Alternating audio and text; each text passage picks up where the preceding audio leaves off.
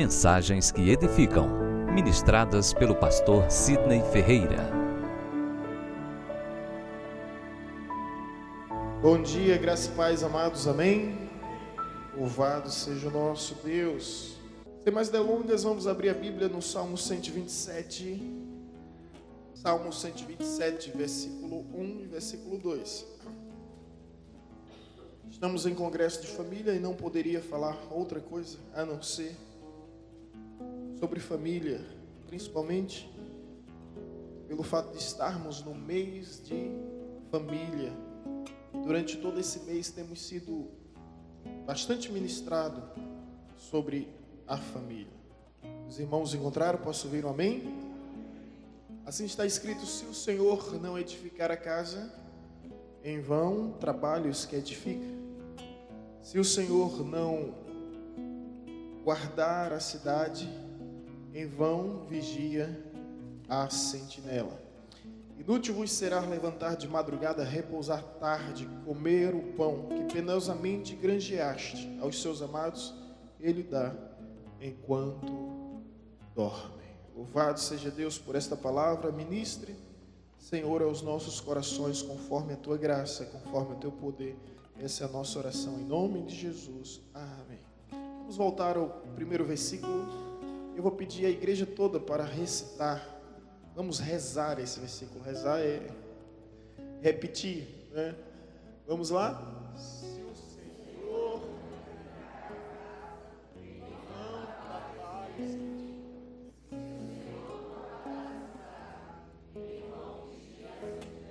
amém. Louvado seja Deus. Meus amados, deixa eu entregar logo o tema dessa mensagem. E o tema é: sem Deus tudo é vão. Muito bem explícito no texto, né? Sem Deus tudo é vão. Com isso, queremos dizer que todos os projetos humanos sem Deus estão fadados ao fracasso. Que todos os sonhos, por melhores que sejam, sem Deus estão condenados à frustração.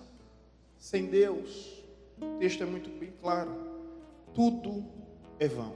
Se tratando de família, se tratando de casamento, se tratando especificamente de matrimônio, vão é todo esforço do homem, vão é toda dedicação da mulher, vão é toda disciplina dos pais, vão é toda obediência dos filhos, se o Senhor não edificar a casa, se o Senhor não guardar a cidade.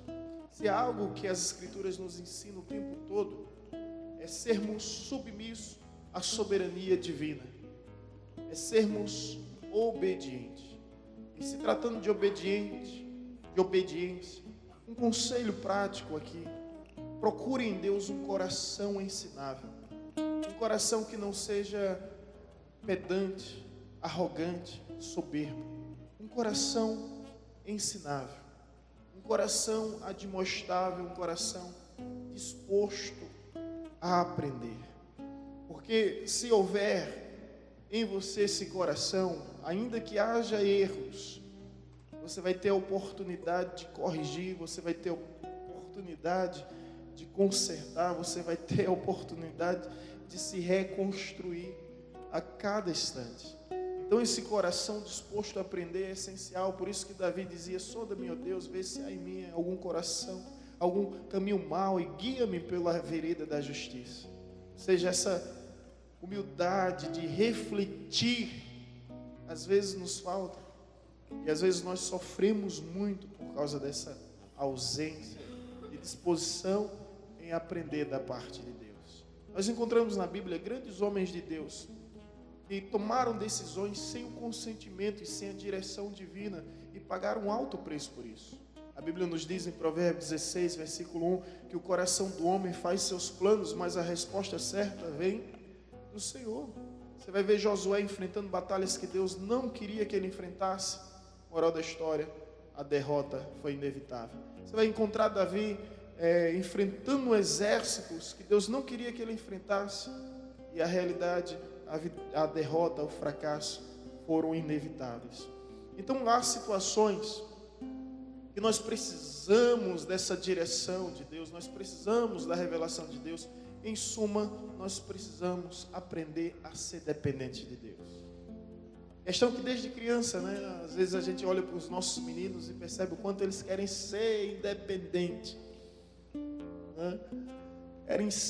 Buscam essa independência, e nós queremos agir dessa maneira. Jesus nos ensina no Evangelho de João, capítulo 15, versículo 5, eu sou a videira, vós sois os ramos, aquele que permanecer em mim produzirá muitos frutos, porque sem mim nada podeis fazer. É incrível como Cristo foi claro, contundente e enfático: sem mim nada, absolutamente nada podereis fazer. Sem Ele nada podemos, nada temos, nada conseguimos fazer. E esse texto, ele vai nos apresentar Deus em duas funções essenciais para o lar, para a família, para o matrimônio. A primeira é de um construtor, a segunda é de um guardião. E eu gostaria de pontuar essa nossa reflexão nessas duas verdades. Em primeiro lugar, Deus é o construtor que edifica. Olha o que o texto diz: se o Senhor não edificar a casa, em vão trabalham os que a edificam. Ou seja, em vão é todo esforço, toda dedicação, todo empenho, todo afinco, todo esmero, por mais destreza e inteligência que haja, tudo se torna completamente vão.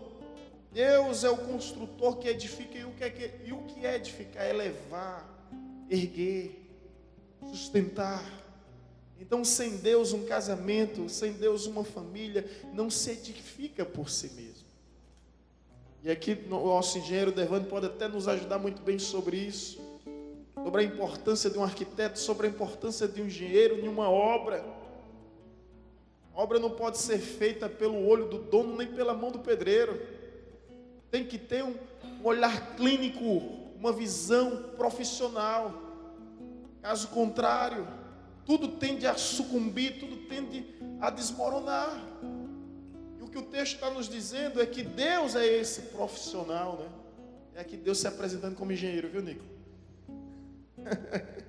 Se o Senhor não edificar a casa, em vão trabalhos que edifica. Não é, Paulo Rogério? Se não for Deus o engenheiro, em vão é todo o trabalho, todo o sacrifício. Então Deus é o construtor que edifica. E a história nos apresenta inúmeros exemplos quando Deus não está presente.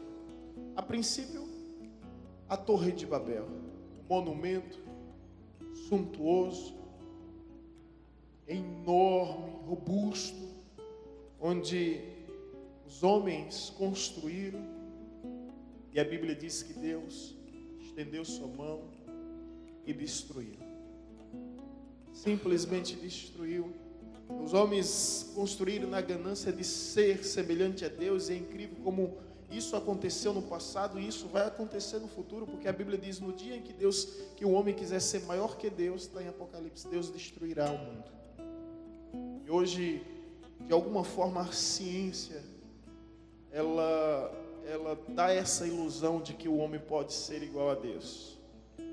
Quando ele se sentir igual a Deus, Deus vai destruir o mundo, assim como destruiu a Torre de Babel. Mas toda vez que o homem se achou autossuficiente, Deus pesou sua mão. Vocês lembram da embarcação do grande navio Titanic, o navio britânico, em 1912, início do século 20, e o grande Titanic simplesmente esbarrou em um pedaço na ponta de um iceberg e virou o maior naufrágio da história. Momentos antes, alguém perguntou: capitão, essa embarcação é segura? E ele simplesmente respondeu: nem Deus afunda esse navio. Nem Deus afunda esse navio. Somente a ponta de um iceberg colocou aquele navio nas profundezas do oceano. E a gente encontra diversos exemplos. Ninguém consegue aqui esquecer o que aconteceu em 11 de setembro de 2001. Onde você estava? Você lembra, né? Acho que todo mundo aqui se recorda onde estava no dia 11 de setembro de 2001. Bom, a turma mais veterana lembra. Alguns estavam ainda na barriga da mãe, não tem como lembrar. Mas eu me lembro todos os detalhes, com clareza e riqueza de detalhes onde estava e o que estava fazendo. Estava trabalhando quando de repente o noticiário chama a atenção, todo mundo se reúne e é interessante como essas questões traumáticas, essas tragédias tendem a criar um registro em nossa memória, que a gente lembra onde estava, com quem estava e o que estava fazendo. Mesma coisa da morte de Ayrton Senna e coisas do tipo.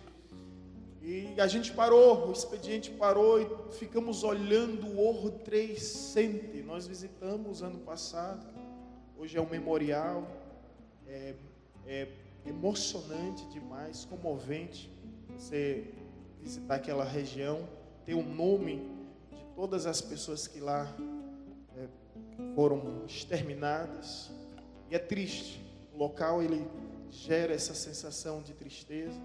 Vem umas águas descendo, né, fazendo toda menção àquele dia que a humanidade não esqueceu.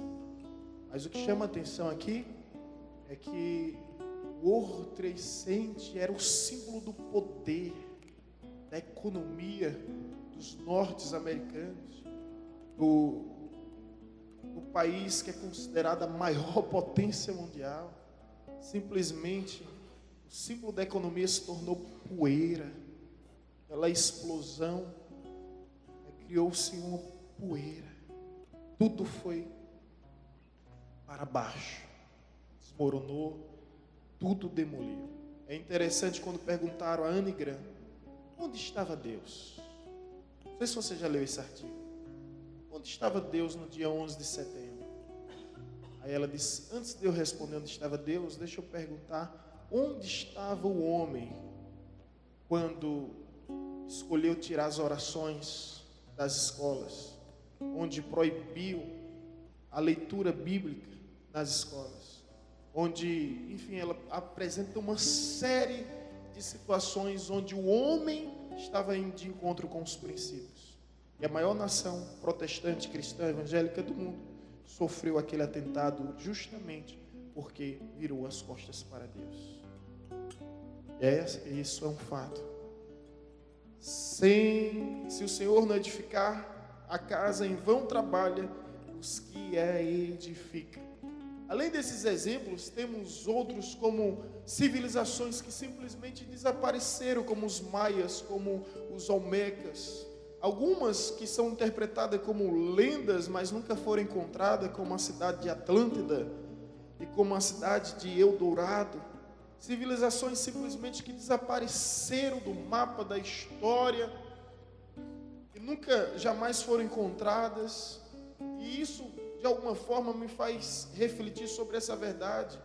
Deus é o construtor que edifica. Se Deus não edificar a nossa casa, se Deus não edificar a nossa família, a extinção é inevitável.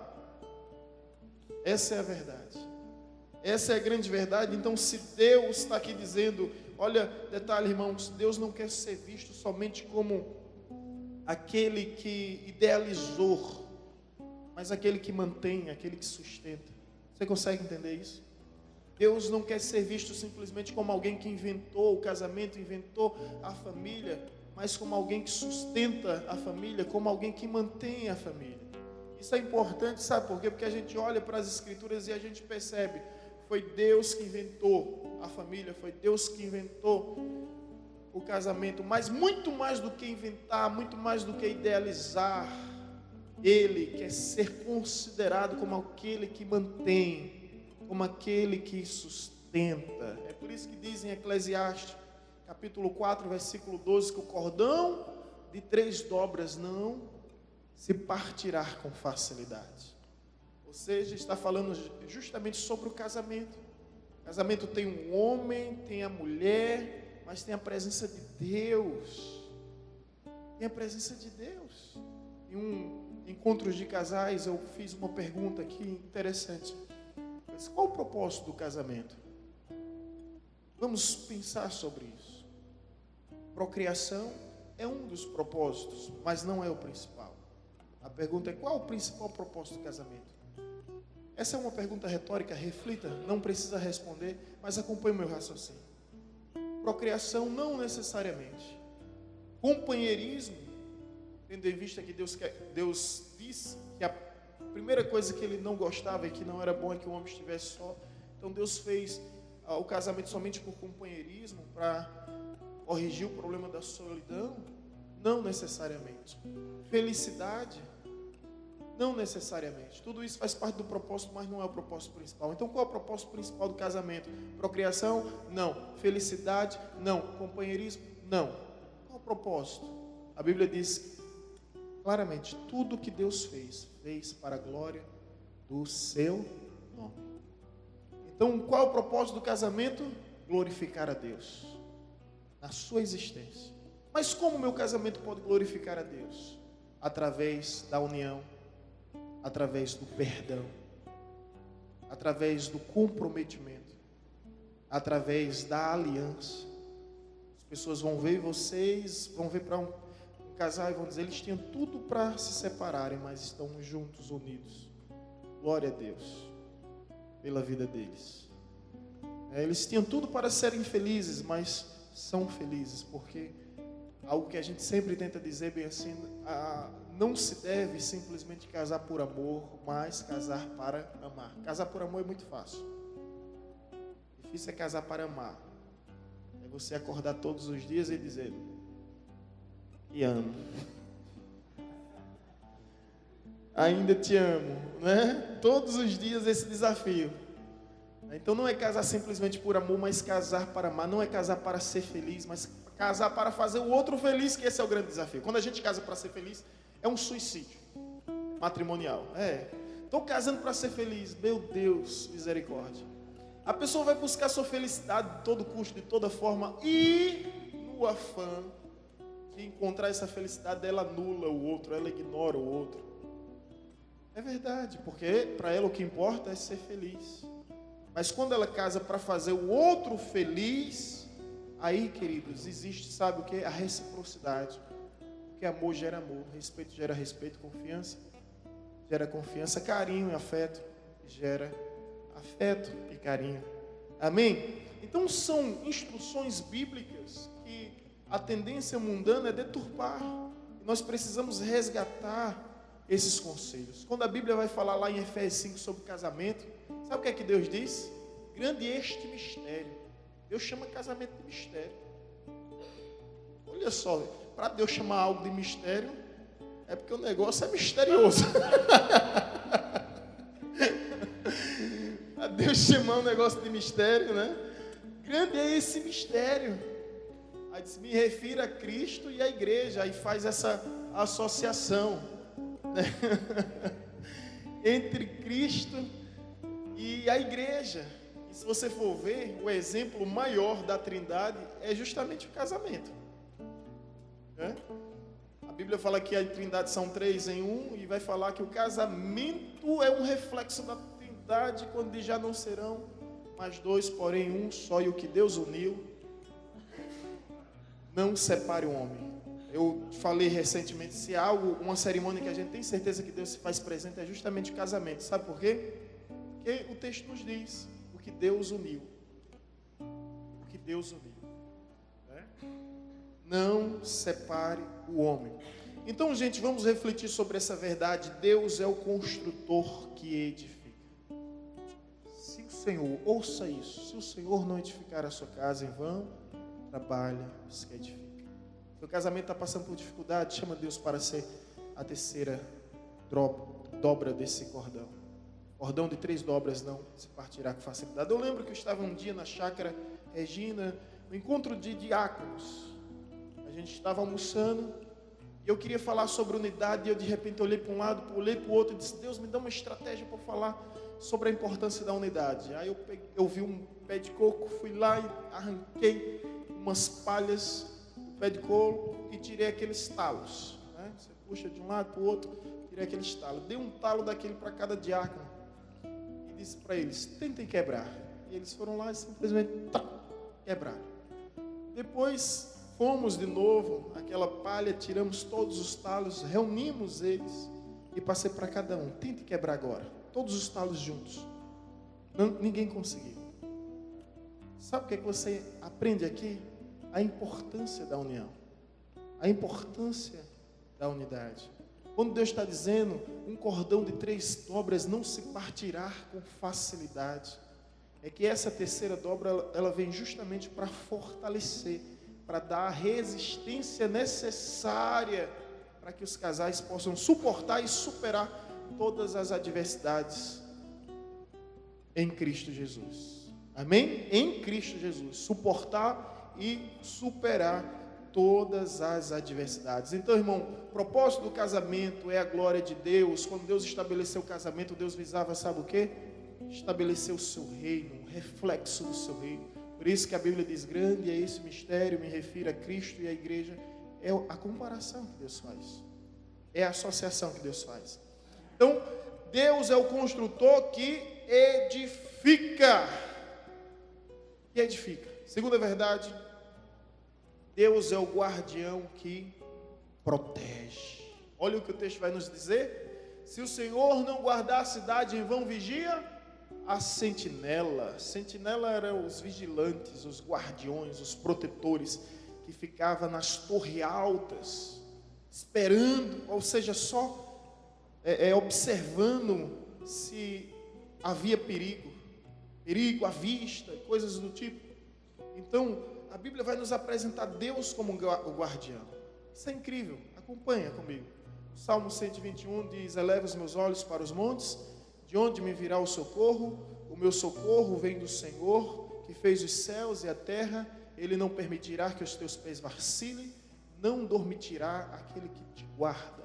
É certo que não dormita, nem tosqueneja o guarda de Israel. O que é tosquenejar? Acabei de fazer 4 vezes aqui, percebeu? Piscar os olhos. Deus é o guardião sempre atento, ó. Não pisca os olhos. É certo que não dormita, nem tosqueneja o guarda de Israel. O Senhor é quem te guarda. O Senhor é a tua sombra e a tua direita. De dia não te molestará o sol, nem de noite a lua, porque o Senhor guardará a tua alma, guardará a tua entrada e a tua saída. O Senhor te guardará de todo mal para sempre. Amém? Então, se Deus não for o seu sentinela, se Deus não for o guardião da sua casa, da sua família, da sua cidade, em vão terá todos os aparatos de segurança que você possa imaginar. Em vão será tudo que você adquirir e começar a transferir sua confiança, pensando que é suficiente para lhe proteger. Em vão. Quando a Bíblia nos fala em Efésios 5, fala sobre o casamento. O papel do homem, quem esteve aqui domingo passado viu isso, né? O papel do marido, o papel da esposa, o papel dos pais, o papel dos filhos. Efésios 5. Mas quando ele chega em Efésios 6, é bom lembrar você, meu irmão, que a Bíblia original não tem capítulo nem versículo. Os capítulos e versículos foram acrescentados para facilitar a nossa leitura. Então, quando está se escrevendo uma carta, o que quer perpassar uma coisa só. Não há pausa, é uma coisa só. Então, imagine uma carta, ele está no capítulo 5 falando sobre família. Quando ele chega no capítulo 6 e 12, ele diz bem assim, que a nossa luta, a nossa guerra, não é contra carne, nem contra sangue, mas contra principados e potestades, dominadores deste mundo tenebroso. Efésios é a carta mais espiritual do apóstolo Paulo. Ele começa a falar sobre família e depois ele fala sobre a guerra espiritual. Ou seja, as famílias estão sob ataque do inimigo. Existe uma atmosfera espiritual, existe uma investida do inferno para destruir lares, para destruir casamentos, para destruir famílias. E tudo isso está escrito. Às vezes a gente passa despercebido, ignora, subestima algo do tipo e não reflete sobre isso. Então, sendo o mais claro possível, a tua luta não é contra a tua esposa, contra a tua sogra, contra teu filho. Não, a luta não é contra o teu esposo, contra teu filho, contra teu sogro, contra tua sogra. Nós estávamos falando domingo aqui, né? Alguém, pastor, depois quando eu preguei domingo, disse, pastor, explica melhor esse negócio de mãe galinha e mãe águia. Né? Quem estava domingo aqui no Dia das Mães? A Bíblia nos fala sobre o amor materno de Deus, e Deus se revela como mãe galinha e como mãe águia. Mãe galinha é aquela que acolhe, mãe águia é aquela que capacita o filho para ele construir seu ninho. Pode olhar que uma galinha, o pintinho cresce e ela quer estar sempre por perto. A mãe galinha, ela nunca vai se dar bem com a nora. É verdade, gente. A mãe águia, essa é aliada com a nora. Essa é, aliada. Ou seja, ei, se você tem uma mãe galinha, meu filho, por mais errado que você seja, ela sempre vai estar ao seu favor. Coitada da sua esposa, né? Coitada da sua esposa, porque ela sempre vai ver a nora como um terror. Não cuida do meu bichinho, não faz o que eu fazia pro meu bichinho. Já a mãe águia, minha mãe é a mãe águia, ela não está aqui, mas se junta as duas contra mim, meu Deus do céu, eu não chego nem perto, nem razão eu tenho. Minha mãe é mãe águia. É assim com minha esposa, né? As duas tramam tudo contra mim, eu perco a vez, perco a voz, não adianta nem discutir. E não sei se você estava no domingo, a mãe galinha é aquela que acolhe debaixo das suas asas os pintinhos crescem e ela está sempre lá. A mãe águia, a Bíblia diz que é aquela que coloca espinhos no ninho para que, o filhote da águia possa voar, e quando ele não consegue, ela pega o filhote, a Bíblia fala sobre isso, leva às alturas e joga ele para ele se virar. Quando não consegue, ela pega ele para protegê-lo, mas faz isso até ele aprender a voar. Então, quando a gente estava falando sobre relacionamentos, no domingo passado, a gente falou sobre isso. Então, você sabe, se você tem uma mãe que é galinha, uma mãe que é águia, e você, nora, aprenda isso, viu? Você olha para a sua sogra e consiga identificar se ela é galinha. Se ela é galinha, não tem jeito, minha irmã. Não tem jeito, não adianta nem falar, que ela sempre vai ver o lado do pintinho dela. Agora, se ela é águia, você tem uma sócia aí, viu? Você tem uma sócia, uma grande associada que vai lhe ajudar em tudo. Bem, gente, a família vive sob ataque do inimigo. Se Deus não guardar a cidade, em vão vigia sentinela. Em vão é todo o poder bélico dos sentinelas. É toda a capacitação dos sentinelas, se Deus não guardar. E aí está se referindo ainda à família. Eu vou relembrar vocês de alguns casos. Lembra de Ronaldo e Cicarelli? Eles casaram no castelo de Chantilly, na França. Um dos castelos mais glamurosos. Bem próximo de Paris. O casamento parou o mundo. Muito belo, muito fantástico era o casamento. Quantos dias durou? Alguém lembra?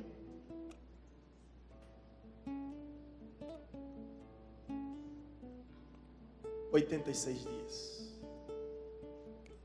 Menos de 3 meses. O que faltou para esse casal?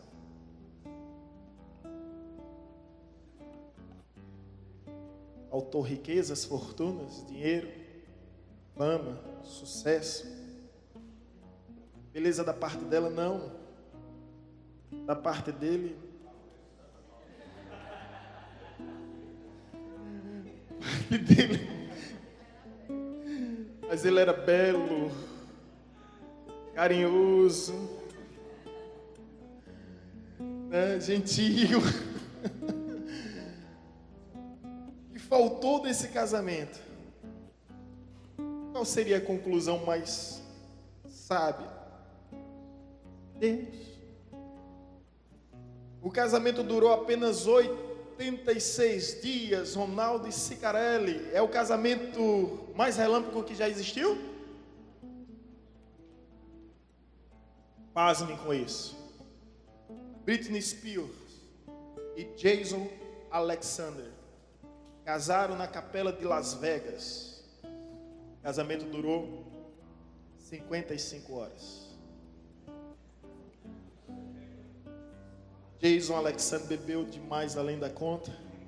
E o casamento não durou 2 dias. Eles já estavam assinando divórcio. Amigos de infância. E durou apenas 55 horas. Quer dizer, menos de 3 dias. Né? O que faltou nesse casamento? Esse não faltou beleza, viu? Tanto ela, tanto Britney quanto Jason são lindos.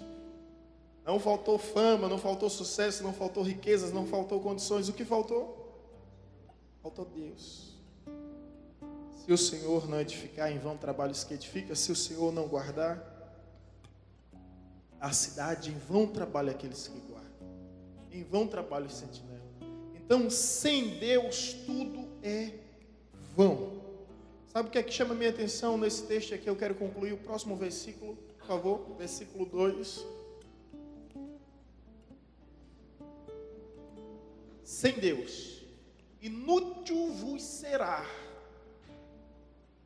Em vão, e agora inútil vos será levantar de madrugada.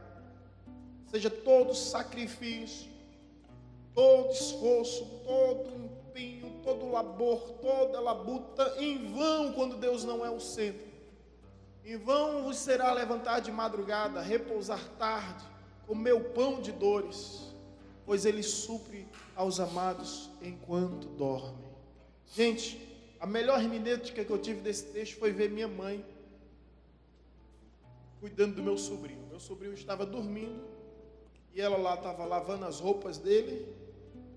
Isso já há um tempo, quando ele é bem bebezinho, lavando as roupas dele e fazendo o gagal dele. Ele vai acordar, então já quando ele acordasse já estava tudo preparado, roupinha lavada, engomada, gagal já tudo pronto. E aí minha mãe lá, sabe, naquela luta toda, e eu só observando o bebê lá dormindo, aquele sono bem profundo, sem se importar, sem se preocupar com nada. E quando ele acordava, eu vi minha esposa fazer isso com os meus meninos, e essa é a realidade de todos os pais. Aos seus amados, Ele dá enquanto dorme. Deus cuida de nós. Quando Deus é o centro da nossa vida, Deus cuida de nós em todos os detalhes, até quando nós estamos dormindo. Deus está agindo, Deus está trabalhando, Deus está operando. Sabe o que é mais interessante nesse texto? O Salmo 127 foi composto por Salomão. E Salomão um dia teve um sonho. E nesse sonho veio o anjo do Senhor e disse: pede-me o que tu queres. Isso era tudo um sonho. Pede-me o que tu queres. E Salomão pediu sabedoria. E por ter pedido sabedoria, ele ganhou sabedoria, riquezas, fama, sucesso, conquistas e paz. Não houve guerra no período de Salomão, ao contrário de Davi. Como nenhum outro rei teve antes e depois. Abrindo aspas aqui só para dar um ensinamento. Ele recebeu o que recebeu da parte de Deus, sabe por quê? Porque ele não pediu para si mesmo. Quando Deus diz, pede o que tu queres, qualquer um diria riqueza, sucesso, fama, vitória nas guerras, ou então paz. Ele disse, eu quero sabedoria para conduzir o teu povo. Quando a gente pede algo que não vem para o nosso próprio envaidecimento, mas que tem uma utilidade comum, que é para beneficiar as pessoas, aí Deus ouve o nosso clamor. Aí Deus dá muito mais do que pedimos, muito mais do que pensamos, muito mais do que imaginamos. Às vezes o nosso problema é que nós não entendemos, ainda estou com aspas abertas, tá? Daqui a pouco eu fecho. Nós não entendemos o propósito dos dons espirituais, o propósito das dádivas de Deus em nossas vidas. Mas a Bíblia vai nos dizer que Deus concede esses dons com um propósito de servir, de sermos bênção na vida dos outros, de sermos bênção. Está escrito em Pedro sobre essa função dos dons.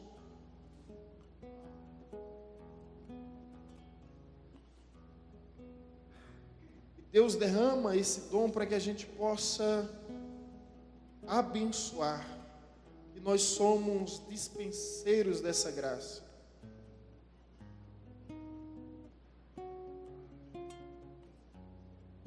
Estou tentando achar esse texto aqui.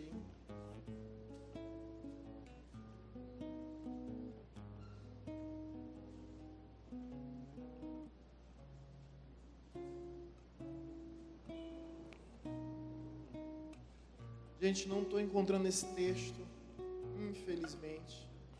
Deve estar arriscado e rabiscado em outra Bíblia.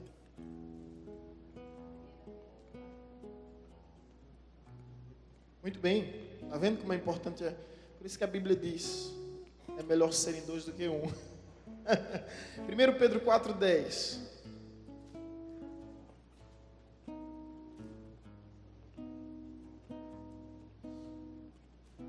Os irmãos se encontraram?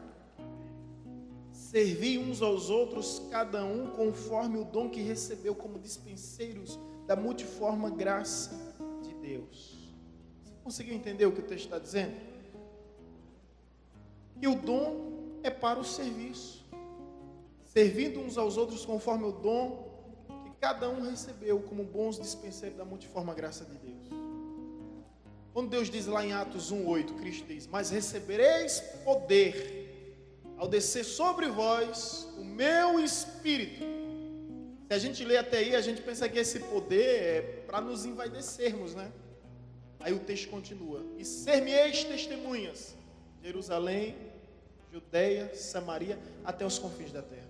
Então, quando Deus te deu um dom de cantar, de tocar, de ensinar, de pregar, de falar, de aconselhar, de evangelizar, seja lá o que for, esse dom não consiste em um fim em si mesmo, para o seu próprio benefício, mas sim para abençoar aqueles que estão ao seu redor. Salomão entendeu isso. Salomão entendeu isso. E ele só conseguiu ser abençoado depois que ele viveu isso. Ele recebeu da parte de Deus. Queria fechar aspas agora, mas só para confirmar o que foi dito. Você lembra de Ana, a esposa de Elcana? Ela não tinha filhos. Ela não tinha filhos. Ela era estéril. E Penina já tinha 4 a 5 filhos. E tripudiava dela. Se você tem uma Penina na sua vida, não reclama não. Ela vai provocar um milagre que você espera. E Penina provocava, e essa provocação fez com que ela buscasse mais a Deus, procurasse mais a Deus. E às vezes surgem uns perseguidores em nossa vida que está fazendo somente com que a gente busque mais a Deus. Alguém já disse que o crente sem prova não presta. O crente tem que viver na prova, porque é a prova que faz jejuar, orar, buscar a Deus e o leva a crescer. Então Penina estava tripudiando. Ana, diferente das outras vezes, ela agora faz uma oração com propósito. Olha só, gente, eu quero fechar aspas, mas aguarde. Ela diz bem assim: Deus, se o Senhor abrir minha madre e me der um filho, uma oração com propósito muda tudo. Eu vou consagrar esse filho a ti. Será teu. Imediatamente a mulher engravidou, gente. Se ela não tinha conseguido antes, é porque sua oração não tinha um propósito definido. Mas quando ela entende agora um propósito maior, eu vou te dar. E nasce quem? Um dos maiores profetas e o maior sumo sacerdote da história. O único homem a ungir 2 reis. Samuel ungiu Saul, ungiu Davi. Foi um dos maiores mentores, o último juiz. Apresentando um currículo aqui dele. O último juiz, um dos maiores profetas, o maior sumo sacerdote. Quem foi? Samuel, simplesmente Samuel. E o que aconteceu com Penina, com Ana depois? Ela teve mais 5 filhos. Ou seja, se a gente nunca perde por dar algo a Deus, a gente sempre recebe mais do que tínhamos, mais do que imaginávamos e mais do que podíamos. Posso fechar aspas agora? Fecho aspas.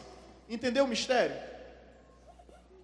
Entendeu o mistério? Então ore com propósito. Peça a Deus com objetivo.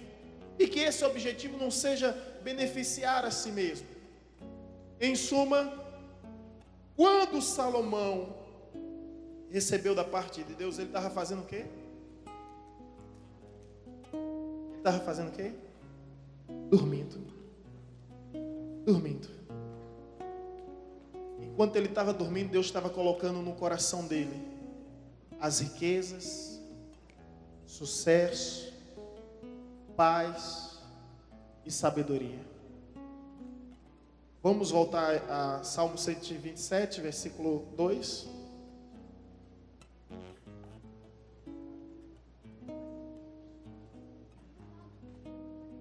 Vamos ler todos juntos? Inútil vos será levantar de madrugada, repousar tarde, comer o pão de dores, pois ele supre aos seus amados enquanto dorme. Enquanto dorme. Acho que o Williams lembra dessa canção, uma canção antiga. Meu, somente meu, todo o trabalho. E o teu trabalho é descansar em mim. Vamos deixar Deus ser Deus. Em nossa casa, em nosso lar, em nossa família, em nosso casamento. Deus, teu, somente teu, todo o trabalho. E o teu trabalho é descansar. Então, enquanto você dorme, enquanto você descansa, você que está esperando o varão e a varoa em Deus, olha, você não está, conforme diz, encalhado. Encalhado está quem casou errado. Aí, meu amigo, está encalhado. Pastor, e agora o que é que eu faço? Foi casar com carvão molhado, tem que assoprar até pegar fogo, minha filha.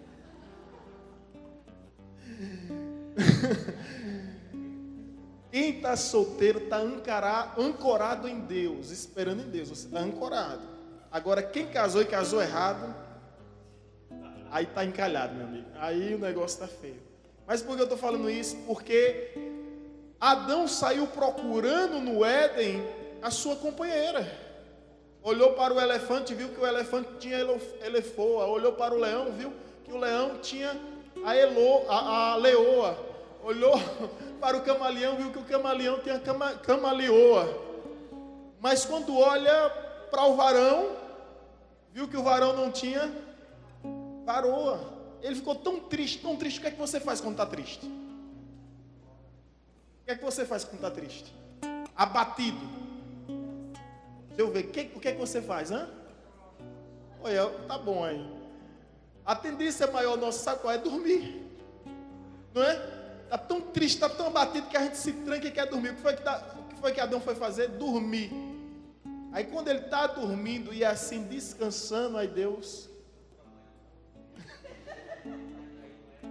Como é que é?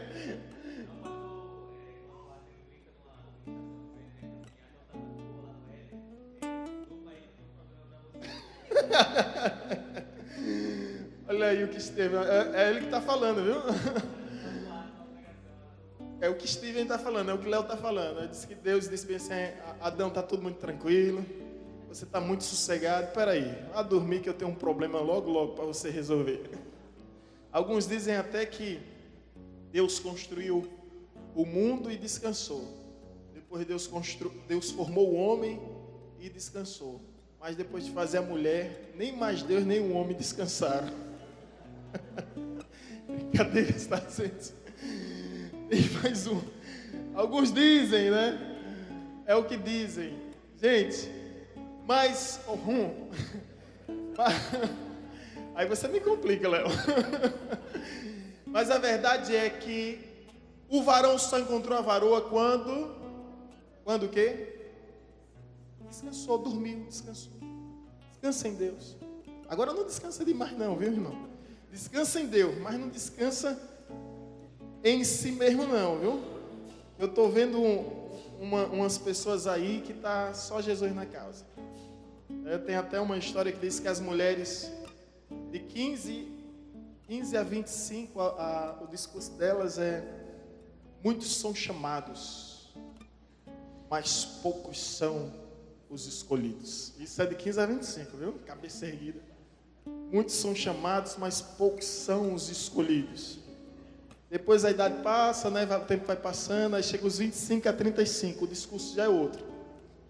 O discurso é: vinde a mim, todos que estão cansados, sobrecarregados, e eu vos aliviarei. Depois dos 35 em diante, aquele que vem a mim de modo algum lançarei fora. Não importa como venha. Não importa como venha. De modo algum lançarei fora. Brincadeiras à parte, gente. Apenas brincadeira. O que a gente está querendo dizer aqui, dando um toque, olha, descanse em Deus. Em Deus, mas não descanse na vida, tá? Não descanse na vida porque as oportunidades estão aí, né? As oportunidades estão aí. E eu acredito que Deus só fez um casamento assim. Como é que eu posso reformular? Só existe um casamento arranjado por Deus, né? Que é o de Adão e Eva mesmo. Não tinha opção. Dizem até que Adão chegou uma hora para Eva e disse: Eva, você me ama? Ela ficou em silêncio. Eva, você me ama? Ela olhou para um lado, para o outro, para cima e para baixo. Eva, eu preciso saber, você me ama? Ela disse: e eu tenho uma opção? E eu tenho opção. Então Deus só fez esse casamento. Pastor, mas Isaac e Rebeca teve uma direção de Deus. É diferente, teve uma direção de Deus. Mas somente Adão e Eva foi um casamento arranjado. Deus simplesmente arranjou.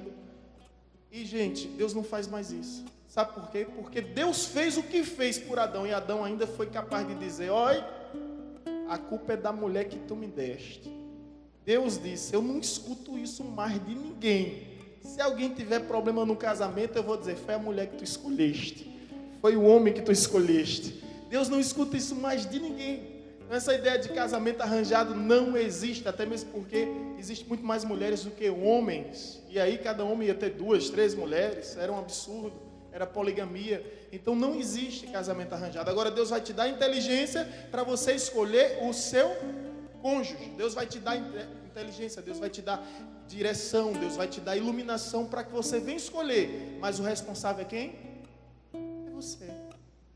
Caso contrário, se o cônjuge errar, a transferência da culpa do problema vai ser para quem? As coisas como são lógicas, não é para Deus. Mas Deus, o Senhor foi me dar um traste desse. Mas Senhor, misericórdia, o Senhor foi me dar uma miséria dessa. Deus não escuta isso mais de ninguém. Deus vai dizer: foi o homem que tu escolheste, foi a mulher que tu escolheste. Agora aprenda a driblar a situação com resiliência, a resolver esses problemas. Então, gente, não existe casamento arranjado. Você é responsável. E tem muitas dicas, né? Por exemplo, se você está casando com um marmanjo, está na casa, cuja profissão é filho, você vai casar com ele, ele só vai mudar de profissão. Ele vai deixar de ser filho para se tornar marido. Essa vai ser a profissão, gigolô, do camarada, né? Gente, é porque... Mas são tantos casos que acontecem de mulheres horrorizadas que acordam cedo e o miserável está jogando videogame. Quando ela vai trabalhar, o miserável está lá jogando videogame. Já pensou? Ela acorda 6, 6 e meia e o camarada está lá viciado no videogame, viciado nas séries de Netflix. Ela volta para almoçar, o miserável está dormindo. Depois ela volta do trabalho para descansar, o miserável foi jogar bola. Meu Deus! Isso é uma praga, pior do que as pragas do Egito. Imagine que situação como essa. Então existem dicas. Se sua namorada não respeita os seus pais, os pais dela, não vai lhe respeitar, querido. Se ela não obedece o pai, se ela não obedece a mãe, se ela não honra, não vai lhe respeitar. Se não tem esses princípios, não vai. E aí, meu amigo, é tarde demais, né? Então, presta atenção nas dicas, porque se vier me procurar, eu vou dizer: foi casar com carvão molhado, sopre até pegar fogo. Amém? Vamos nos colocar em pé em nome de Jesus. Sem Deus tudo é vão. Sem Deus tudo é vão.